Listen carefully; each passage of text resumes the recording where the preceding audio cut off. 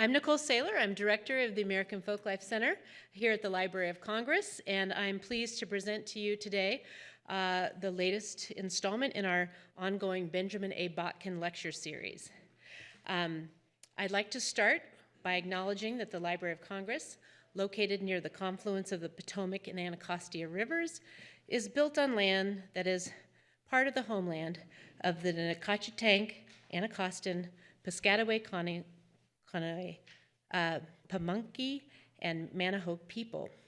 Indigenous people, including members of these nations, still live and practice their teachings and cultures here today.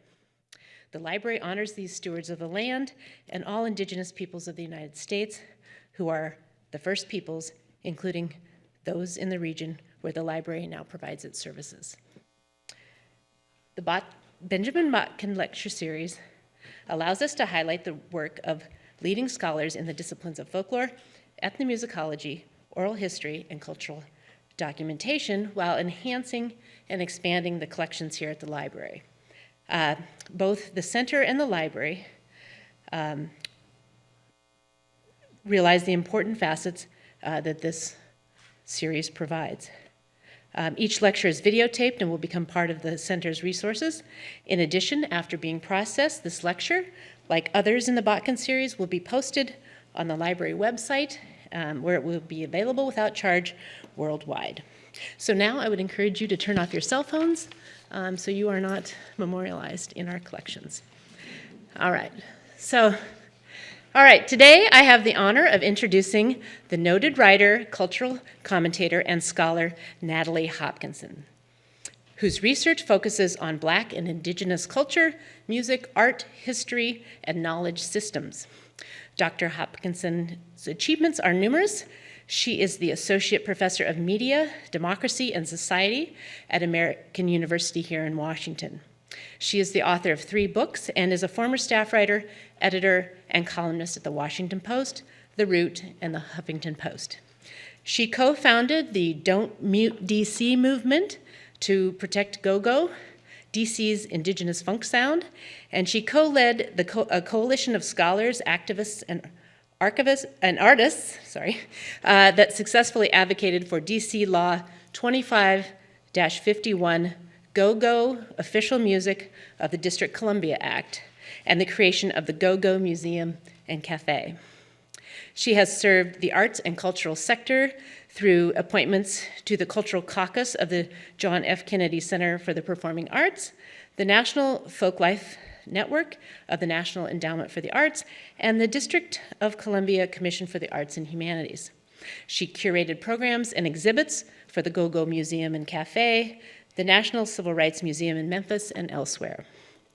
Her writings have been recognized by the Hurston Wright Legacy Awards, PEN America, the Independent Publishers Association, Spin Magazine, and others. The Capstone Group, the DC Commission on Women, and the Poverty and Race Research Action Council named her a, quote, flame of inspiration, and, quote, a cultural influencer, and a voice for racial justice. And she is the recipient of many more awards I will not get into. And perhaps most impressively, DC Mayor Muriel Bowser proclaimed November 5th, 2021, Pushy Woman Day in Washington, D.C. to honor her success challenging entrenched special political interests in the arts. We are delighted to welcome her here today to discuss her work amplifying the voices of Black and Indigenous cultures. And please join me in welcoming Dr. Hopkinson.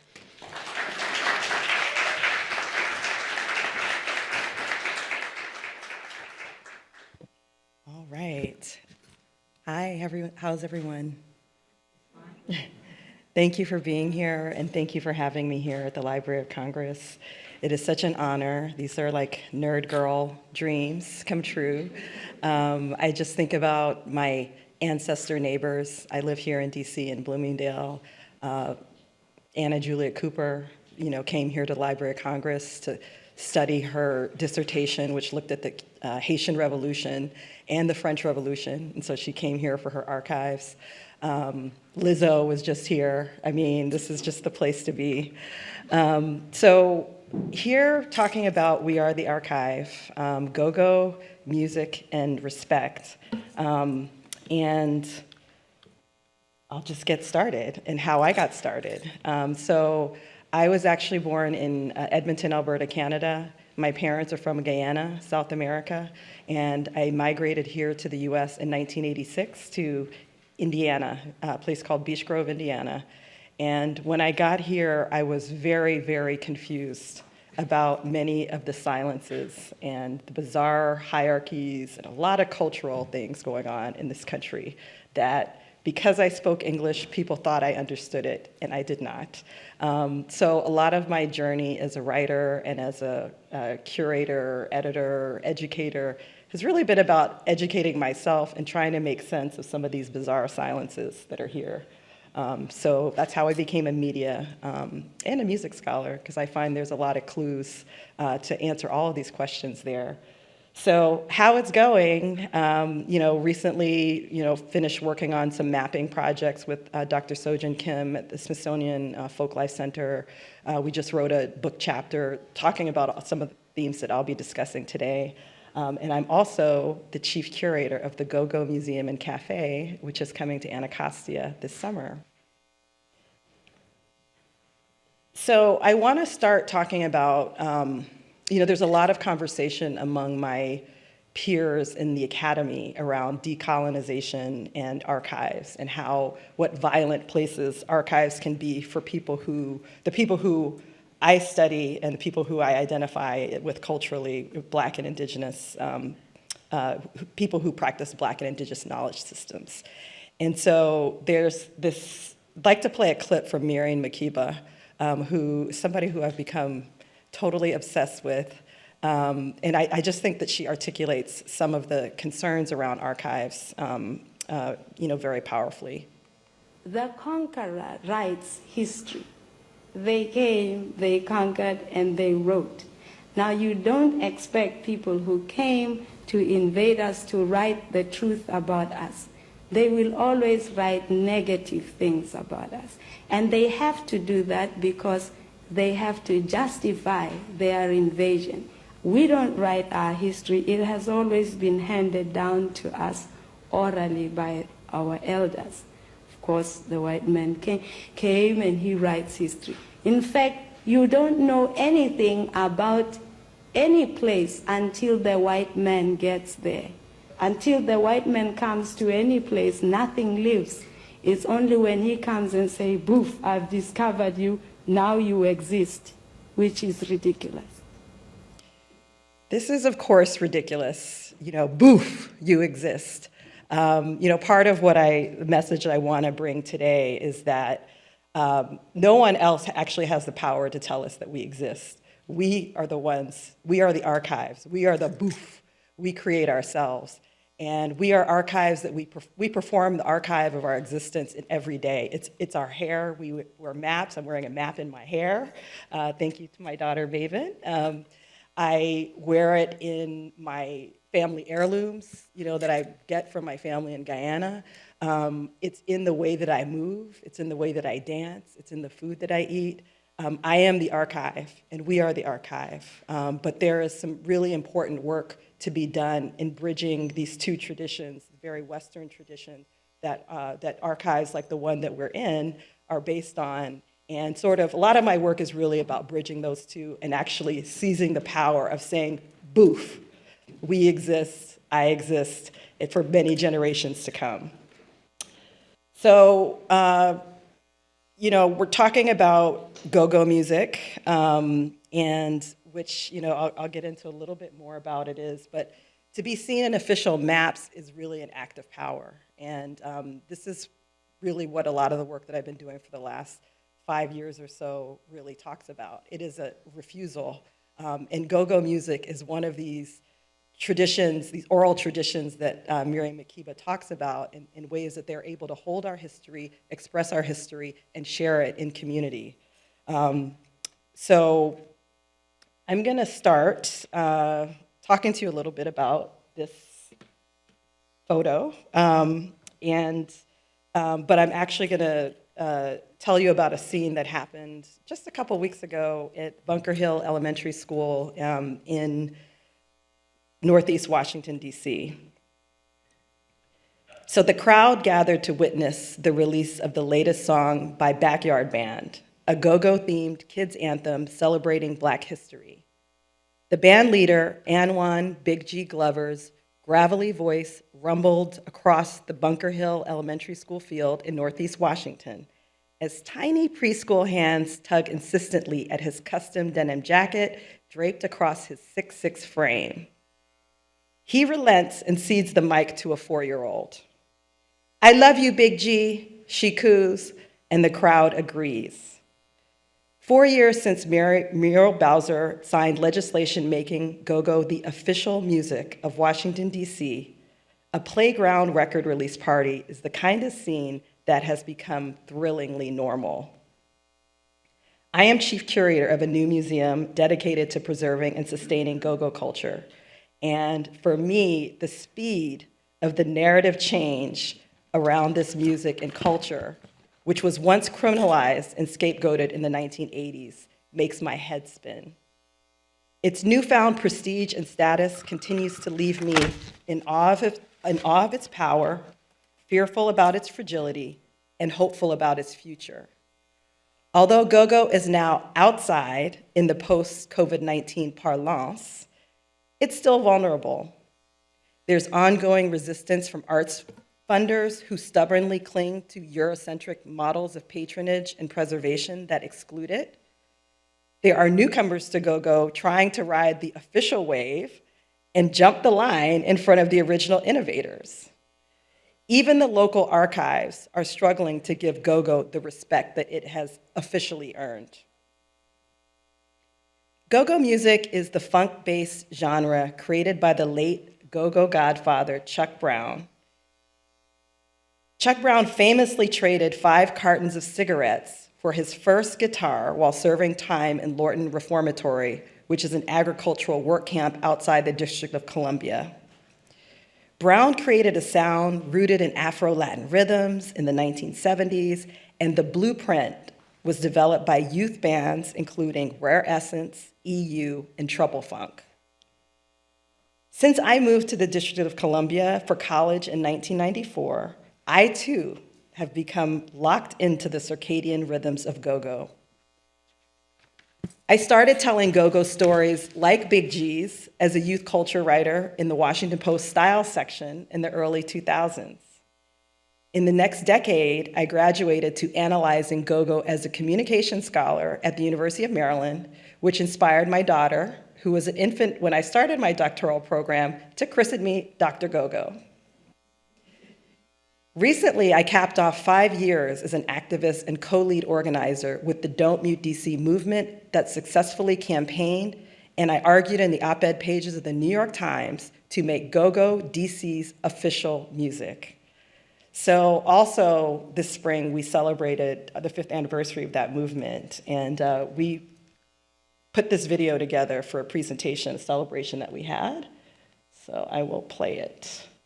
Since April 2019, Don't Mute DC has been defending Black people, Black culture. We've been changing laws, creating new institutions, and preserving the hope and promise of the Chocolate City. 5 years later, our city is struggling. Before the pandemic, DC's population used to double during the day when people came to work at their jobs downtown. Since the COVID-19 pandemic, more people are working from home, so restaurants and nightlife are suffering. Crime's up, people are struggling to feed their families, and it's still expensive to live in the city. Then they announced a plan to take our sports teams out of DC. That would have been a devastating blow. Once again, Don't Mute DC did what we do. We prayed to the spirits, and we played our music. Prayers were answered. Don't Mute DC is celebrating another win. We've learned over the past 5 years that when the spirit of the ancestors is with you, all things are possible. Remember 5 years ago when Don Campbell was just minding his business and selling cell phones and go-go CDs as he had been since 1995? Well, new residents in the neighborhood didn't like the music he played outside, and they forced him to turn it off. A Howard University student named Julene Broomfield noticed Don's music was turned off. When she learned it was new colonizers that demanded the music stop, she got mad. Then she created a viral hashtag on social media, Don't Mute DC. Ronald Momotin and Dr. Natalie Hopkinson created a petition, Don't Mute DC Go-Go Music and Culture. More than 80,000 people from every state in the Union and 94 different countries around the world signed the petition. We got the music back, but Don't Mute DC still had more to fight for. DC is one of the fastest gentrifying cities in the world, and Black people have been fighting to keep our place here for decades. So Don't Mute DC kept fighting. We learned the council voted to defund the only hospital east of the river. The Don't Mute DC coalition of musicians, activists, scholars, and fans activated the grounds of United Medical Center. The council backed off, and thank goodness, because the hospital was still open months later when east of the river was hit hardest by the COVID-19 pandemic. When some other Shaw residents tried to take funding away from Banneker High School, Banneker kids lobbied City Hall to get it back. We added that to our list of Don't Mute DC demands. We won that fight too. We rallied for re-entry, so our returning citizens had somewhere to come back home after they paid their debts to society. We saw our friends in New Orleans facing the same fight for their music in the streets. So we started Mumbo versus Gumbo to celebrate our culture and strength of these two chocolate cities. We supported Kenya McDuffie's legislation to make go-go the official music of Washington, D.C. That became law on February 18, 2020. We fought for the arts. When Dr. Natalie Hopkinson and former First Lady Cora Masters Barry joined the D.C. Arts Commission, they immediately demanded that Black artists and neighborhoods have a piece of the pie. But people did not like that. So they tried to kick Mrs. Barry and Dr. Hopkinson off the Arts Commission. Don't Mute DC musicians and activists took to the streets then too. Thanks to pressure from Don't Mute DC and emergency legislation introduced by Councilman Robert White, Mrs. Barry and Dr. Hopkinson got to stay on the Arts Commission. It's been 5 years, y'all, and we gotta say, winning is addictive. We are fulfilling the dreams of our ancestors. We're building new institutions like the Go-Go Museum and Cafe coming to Anacostia this summer. From the bottom of MLK Avenue to the top where we're sitting today at Sycamore and Oak, where 13 Black businesses are incubating, there is so much more to do. We have to keep fighting to stay at the table with all the new investments downtown and here east of the river. Thank you for supporting the movement. As Alice Walker said, the greatest power is convincing people that they don't have any. Don't mute me, yeah, 'cause I'm so DC. Okay, thank you. Yes. Definitely some applause for the voice, Jata, who's a rising star in the go-go world, who sang that. She was just 18 when she recorded our theme song for Don't Mute DC, and she's doing amazing now. So one of the things that I did a lot of panel discussions on Don't Mute DC over the years, and one of the questions that people always would ask was that, of all the things that people could take to the streets about, you know, you have education, you have healthcare, there are all these important issues. Why our music? And it's one of my favorite things to talk about because go-go is not just music. Go-go is communication, go-go is community, go-go is literally a voice for generations of Washingtonians. And so it transcends all of the issues, whatever the issues of the day go-go speaks to. So it can speak to we don't think our sports teams should leave. It could speak to we demand healthcare east of the river. It could speak to any issue that's important to us in our community.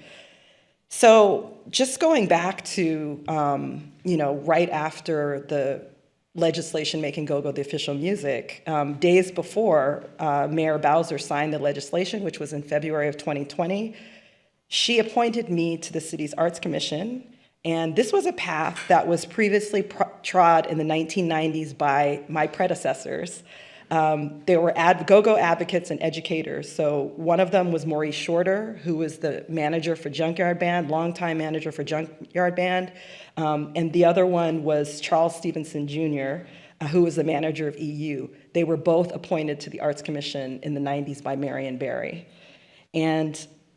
But for me, by volunteering to shape the policies for spending tens of millions of dollars in annual arts funding, I hope to raise awareness about the democratic obligation to fund Black art in a city where Black residents remain the largest ethnic group. We are constantly talking about ourselves in past tense, as if the Chocolate City is something that existed once and is gone. We are here, we exist, and we are still the dominant ethnic group, and we still need respect. I and my fellow new appointee, who was former First Lady Cora Masters Berry, led the charge for racial equity. These efforts were boosted, at first, by the public reckoning over racial injustices exposed by the COVID-19 pandemic and the police murder of George Floyd. All across the country, private and public arts funders were forced to acknowledge the ways that elite art institutions uphold white supremacy and replicate plantation culture. The local press published exposés about a casual culture of racism in the DC Arts Commission. I documented racially redlined funding patterns and discriminatory grant requirements. Mrs. Berry and I pushed for more equitable funding formulas, and we flipped the tables on an agency built to serve the city's white elite. The white backlash was swift, intense, and it's ongoing. One powerful DC official attempted to remove me and Mrs. Berry from the Arts Commission, later citing anonymous claims that we were disruptive, bomb throwers, and my favorite, pushy. Our seats were only saved by a go-go music-fueled protest and emergency legislation introduced by Robert White, who's an at-large councilman, member of the Council of DC. I will admit that our work was very disruptive, and I'm also pushy. I didn't make the rules, whether we're voting, driving, learning, barbecuing, bird watching, or simply breathing while Black, we are irritating to power structures. For centuries, Black art, Black displays of pleasure and joy, and especially Black drums, have been driving people in power nuts. We had some success with some of the wider racial equity goals at the agency, but we barely moved the needle on getting DC Arts Commission money into the hands of go-go artists in our gentrifying city.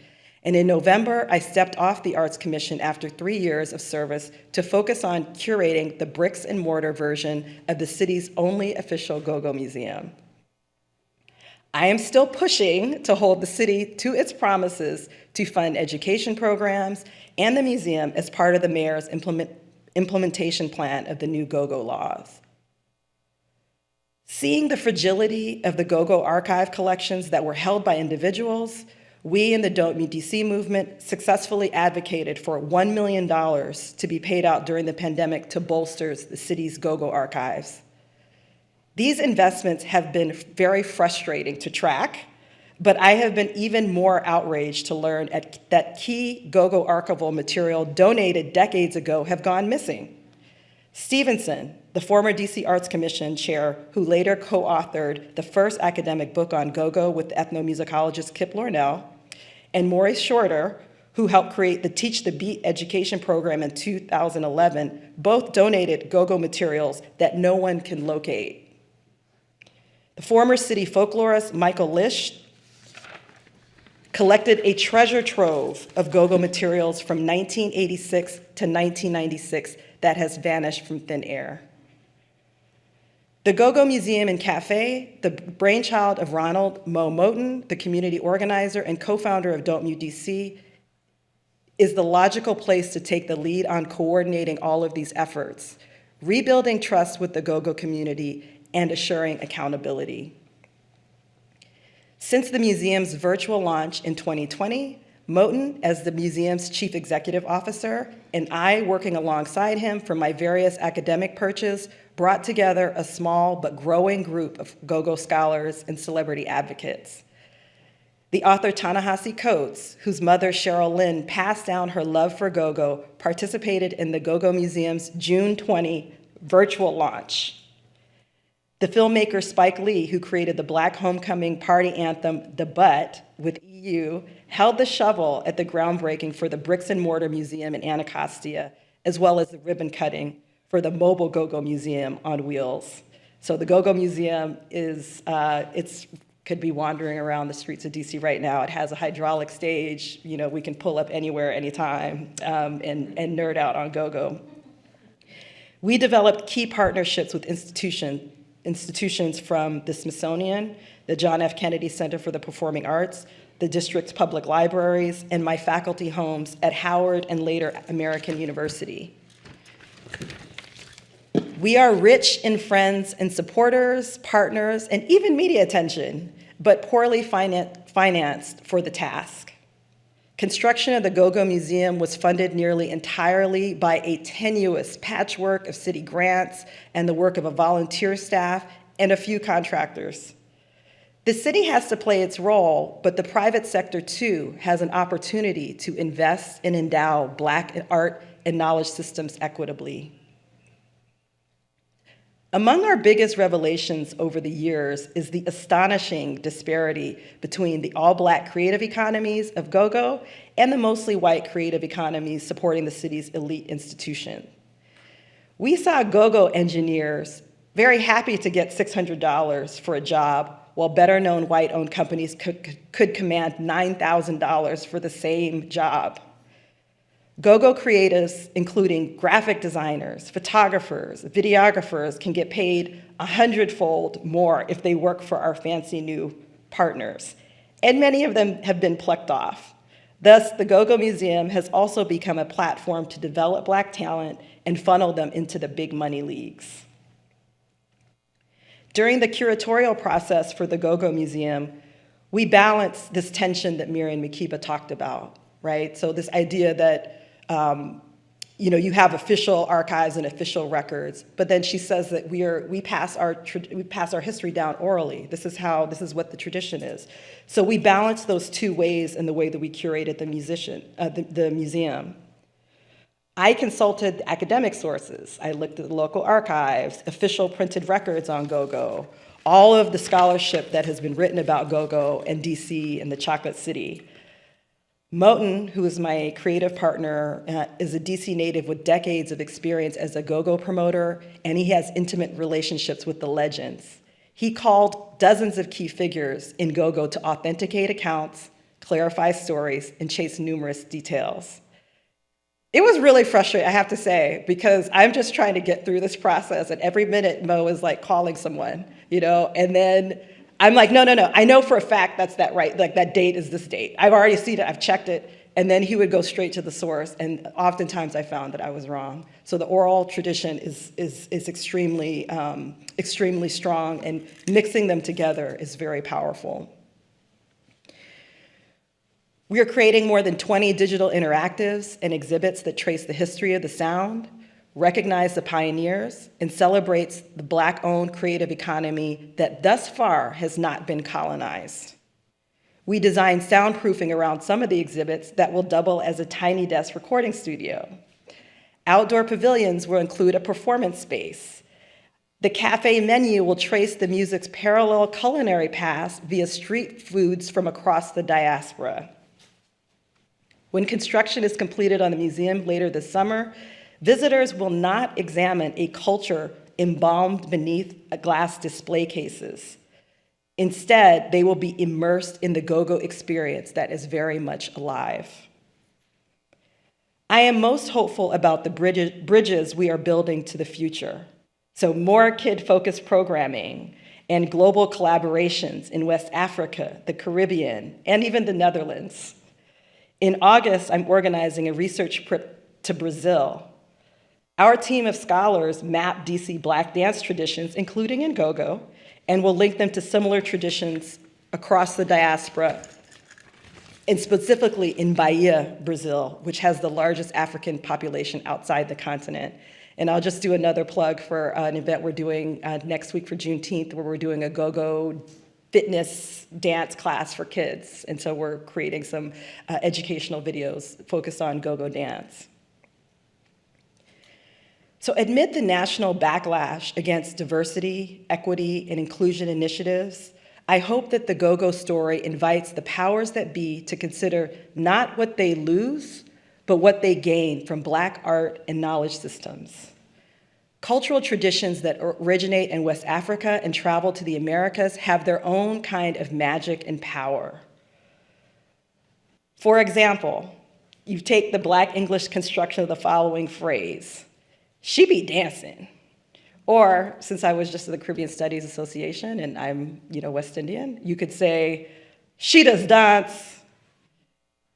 This is considered broken English to some, but it's actually very rich language because it's this magic thing. She does dance or she be dancing can mean she danced, she dances, or she will dance.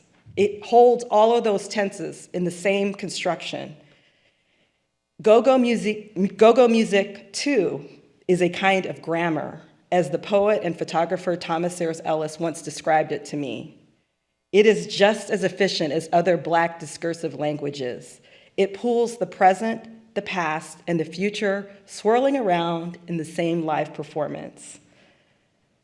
This is why the independent efforts of DC natives like Kendall Maloney, who masterminded the Backyard Band collaboration with her Bunker Hill Elementary students, are so important. In another turn around go-go's endless circles, Miss Maloney also taught my now 20-year-old daughter Maven pre-K. So she was her pre-K teacher.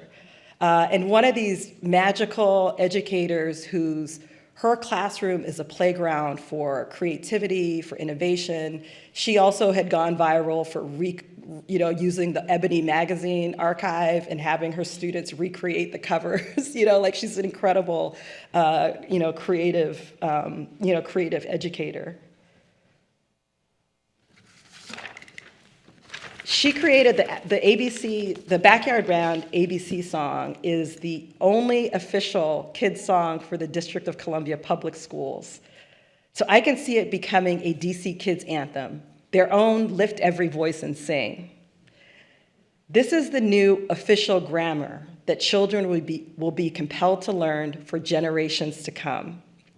Even as the sound travels, as it evolves, students will get to savor its true essence and make go-go forever.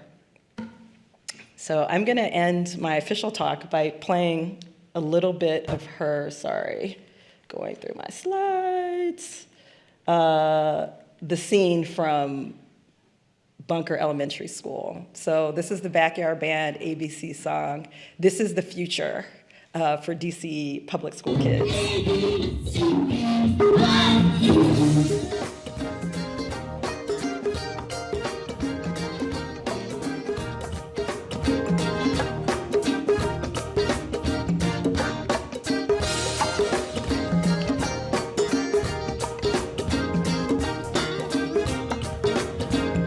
Wait one more time, man. Hey, B, C, D. Do you know your alphabet? A to Z. So simple, follow the melody. It's so easy, won't you sing with me? It's so easy as 1, 2, 3. Do you know your alphabet? A to Z. So simple, follow the melody. It's so easy, won't you sing with me? A, B, C. I love you, Big G. Thank you. So simple, follow the melody. It's so easy, I want you to sing with me. Melody, as 1, 2, 3. Do you know your alphabet? A to Z. So simple, follow the melody. It's so easy, won't you sing with me? A, B, C, G, Y. Yeah. That song sing along with it too.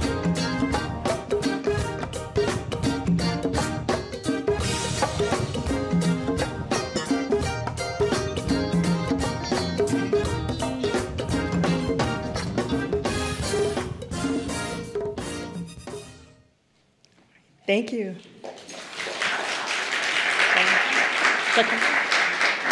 Oh, questions? No, sure, of course, of course. Questions? We have a mic on both sides. Yeah, if anybody has questions, just raise your hand and we'll bring you a mic. So Nancy? I was curious about the replacement to the Arts Council. Do you know who that is, and do they support GoGo in the same way? I'm sorry? Your replacement on the Arts Council? Yes. Do they support GoGo in the same way? I think it would hurt, because I've kind of gone down the go-go rabbit hole, so I don't even know if you could compare me to other people. Yes, so the Arts Commission is led by Reggie Van Lee, who is somebody who we really advocated to become the leader, and the leadership is in very good hands. When I talk about that the white backlash is ongoing, is that the member of the council continues to punish the Arts Commission for some of the equity changes we made. So we changed the formulas. So at the time that we got to the Arts Commission, we were told right when we, in orientation, that a third of this budget is already accounted for, and that they were already dedicated to the big arts organization. Not one, but two Shakespeare theaters, the opera companies. These are all like legacy, very powerful arts organizations. Many of them have millions of dollars in endowments, and they also were taking a disproportionate amount of the pie. That was the first order of business for me and Cora Masters Berry, was getting rid of that entitlement. And they have been coming back to get their money ever since. So they've been finding other ways to do it. Just a couple weeks ago, the council announced that they were doing more earmarks for the National Theater. They're doing a full bailout for them. They're giving more money to the Arena Stage to help with their, and again, these are people who have so much money, they get so much private money. They have so many great relationships with wonderful rich people. Why do they also need to go after the public money of the District of Columbia? So we were able to change the formulas, but they've done, their advocates have been able to do backdoor ways to get the money anyway. So it's sort of like a game of whack-a-mole. It was extremely frustrating. I'm not a politician. I'm really not, very good at that. And it was very, very, very frustrating. So I will say that the commission is still committed to trying to continue to do the, the equity. But as you hear all the time, oh, that was like 4 years ago. Like DEI is like a bad word now, right? That was then. That was then, this is now. And so, part of the work and the ongoing work is just reminding people. And you just say it again, and you say it again. And, this is why I'll show you this map here that I did with, and this actually turned to be a really good tool. So this blonde woman is my dear friend, Dr. Suzanne Goodney-Leah. She's a sociologist at UDC. She and I mapped the arts funding from the District of Columbia, which gave away between $30 and $40 million per year. It's the largest, we're the most lavishly funded city in the United States as far as our Arts Commission. And we mapped the way that the funding shaked out, and it's just like a red line, like any other red line, where the blackest wards get the least. So Ward 7, 2.3%, Ward 8, 8.3%. This is actually where the majority of the children are, and the majority of the Black people are not getting their piece of the pie. So this map turned out to be a pretty good tool to be able to talk about it. And then when Phil Mendelson, the chair of the Arts Commission, decided, he's the one who said that we were pushy, bomb throwers, citing anonymous people on the commission. We were able to use this map. I published it on a Medium post, and I wrote to the Arts Commission. I wrote to all of the Council of DC that was voting on whether to throw me and Cora off the Arts Commission. And I said, look, you could throw me off, but we're going to continue talking about this map. And then at the Go-Go, the Don't Mute DC, Don't Mute Black Women protests that went along U Street right before the emergency vote. So you see on the top, actually Jata, who I just mentioned, she's singing on the top. Just Paul, a bunch of wonderful go-go artists are there performing in this truck. This is before there was an official Go-Go Museum truck. This was just a flatbed truck with some go-go bands and generators performing. So they're playing there, and then they blew up the map. And so it was a really powerful tool where people would go up to the map, they were looking at it, taking pictures of it, so it's, when you start becoming polarizing, I don't know, like I somehow became extremely polarizing on it, but the numbers don't lie. And so I will keep talking about the numbers, and I will keep being pushy, about that situation.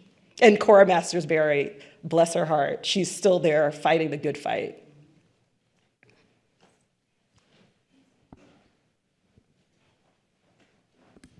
Hi, thank you. I have a question about the relationship between the musicians, the music, and the Don't Mute DC organization. Yeah. Which, can you talk a little bit about the relationship of the causes that the organization picks? Does it come from the causes the musicians are concerned about or aware about? Is it the community? Is it a combination of both? I know that sometimes these kind of movements can be hard.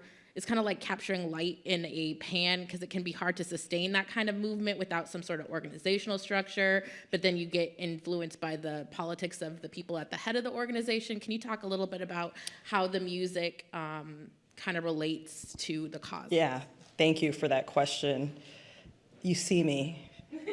It's very difficult. So we always say Don't Mute DC is a coalition. Ronald Moten and I have been, I guess, co-leading, but it's truly is a coalition. And so we're working together with everybody herding the cats. And so the museum is sort of like a way to institutionalize a lot of this idea that we can, create an institution where the go-go musician's voice is powerful enough to activate around whatever issue that they want to activate. So I can talk a little bit about one of my favorite ones, besides the Banneker, because all roads leads to Maven, because Maven was a student at Banneker. And so anyway, this is the United Medical Center protest, which is one of the ones that was really nearest and dearest to my heart. Right after we won the return of the music to 7th and Florida Avenue, Walla Blagay, who was the attorney for the DC Nurses Association, reached out to us for help because she could not get the council to listen to her. They were defunding her hospital. And of course, the nurses were like, this is like it's like a healthcare desert. This is a genocidal act to defund you can complain about United Medical Center, you can complain about many of the institutions that are east of the river and serving, the least resourced people in our community. But they are separated by a bridge, and so they probably need to have a hospital there. And so this defunding, it was a whole political game. And they decided to defund the hospital. So she came to me, Ronald Moten, and I talked to some of our other core organizers like Tony Lewis Jr. And so we decided to have a Don't Mute DC protest with the nurses at the UMC parking lot. So this is what it looked, let me see if can I play this. Can you turn the sound up just a little bit for this? Anyway, even if we can't see it. This was in the parking lot. So the band was TOB, was one of them. I think UCB was the other one. And this sort of was like after the news cameras had gone, it really started turning up late. I mean, was it a party? Was it a protest? I don't know. But people were on message, and what was beautiful is like talking to the patients. So you can see the UMC sign there, talking to the patients in the parking lot, and they were like, we can't even believe, they had nursing home, they had about 120 nursing home patients living there, it was just sort of like, and this was when we were still experiencing, I don't know, $300-400 million surplus for the city. It was sort of like appalling issue, and so Ron Moten has relationships with all of these. This is where him being a promoter was absolutely crucial. He had relationships with all the bands. So we had a whole lineup of bands that were going to be performing, and we ended up having two of the bounce beat bands, the younger generation bands. And so basically that's kind of how it is. There's an issue, and if we have the bandwidth and the, and the interest in trying to push it forward, Mo will reach out to the musicians, and explain what the situation is, and then they can make a choice about whether they want to come in. So TOB also was one of the bands who were important for the Stop the Move protests, so they showed up and they performed at protests in Alexandria and here in DC. So it's really up to the musicians which causes that they want to sort of get behind, and they really are the magic, because nobody's coming to see Dr. Go-Go, to these things. But they are going to see Backyard Band or TOB or, these other places. So that's why they're really powerful partnerships. I don't know if that answers the question. Yeah. I just want to thank you for this map. I grew up in Ward 4, and the Carter Barron during the summers were just Black excellence. We had all of the best old school R&B. We had go-go. We had everything. Just disappeared. Yep. I can't wait to show my family this map because we've been waiting for the return of Carter Barron. It's not going to happen clearly, based on what I see here. Well, unless you have some. They've been working on it. So this was funding from, was that 2020 or 2021? So they're working on it. So I think the map looks a little bit better now. But what's really interesting about Ward 4, when you control for income, Ward 4 is a mirror to Ward 6. What is the difference? So it's not income. Right? So this is not just an income issue. It is a racial issue, right? So these are they have roughly the same household incomes, but one community that is predominantly Black is less served by the community that's, that's predominantly white. And so, yeah, please talk about it. And this wasn't even a very complicated map. People tried to talk to us about our math, and it was just this very basic math. We just simply put the funding on the map. They track it by word. It's not complicated. And actually, one of the things that we would like to do is go back over time, because these investments compound over time. So it's if the Shakespeare Theater has been disproportionately, has always been in line, always gets its always eats first over the 50 years the Arts Commission has been around, what hope in the world can a go-go museum have to be able to compete with that? So that's where the equity framework becomes really important. It's not just saying we're just gonna do everything equal now. We have to actually understand that these investments have compounded over time, and there has been a real it really affects the quality of life of those places, to not have equal access.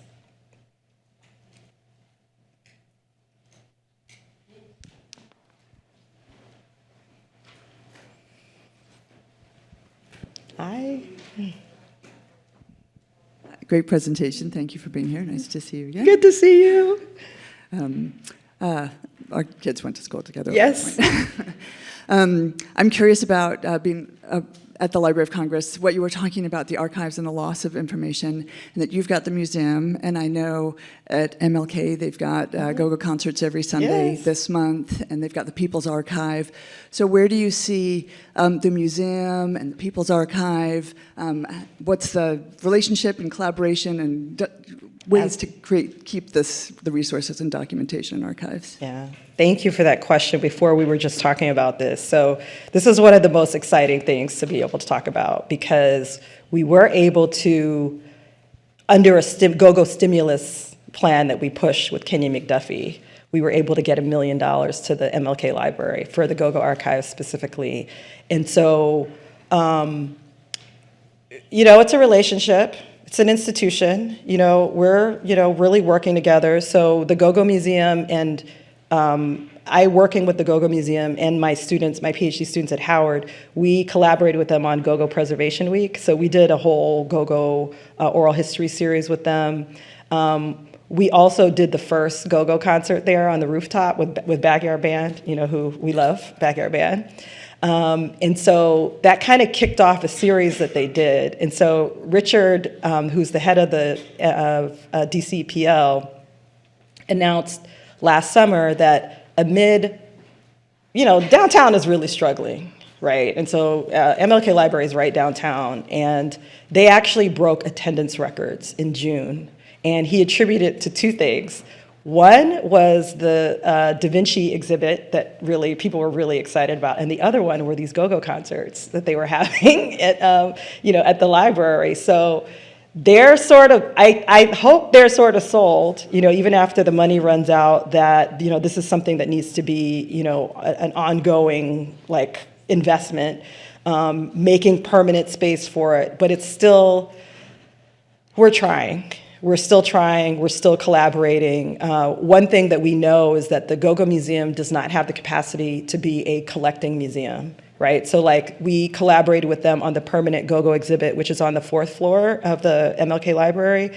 And so the museum actually loaned them some of the artifacts. And so they gave some of them back for us to put in the Go-Go Museum itself.